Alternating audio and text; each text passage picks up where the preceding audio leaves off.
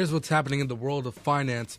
The Federal Reserve has approved a proposed merger of Capital One and Discover. The transaction, which was only waiting for approval from regulators, is expected to close on May 18th for $35 billion. Interim president and CEO of Discover, Michael Shepard, says the merger will increase competition and allow Capital One and Discover to offer a wider range of products to their customers.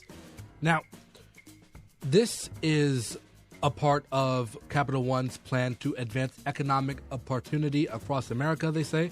And the Board of Regulators at the Federal Reserve made an agreement with Discover and gave them a $100 million fine for charging customers too much in fees between 2007 and 2023. The board says that Discover has stopped doing that and is paying money back to the customers affected.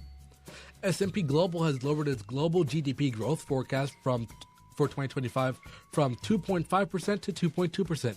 This move comes as rising inflation and concerns over global trade continue to put pressure on the world economy.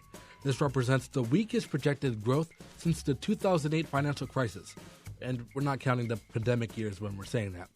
On Wall Street, the S&P 500 still hasn't bounced back from the losses it took earlier this month. Overall, the index remains lower than where it's been over the past year and since Inauguration Day. And now let's have a look at the currency rate. The dollar is trading at 142 yen, 79 British pence, and 88 euro cents. What does that mean? Well, part of it comes down to the dollar's purchasing power.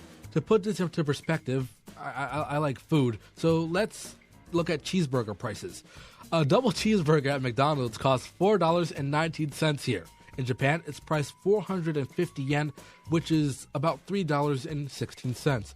Turning to the UK, it'll sell for £2.29, which is roughly $2.90.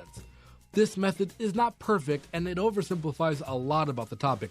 But if you're interested in learning more, visit Investopedia.com, and you'll learn a lot more about how the world economy can affect what you're paying at home. Against the euro, pound, and the yen, the dollar is down.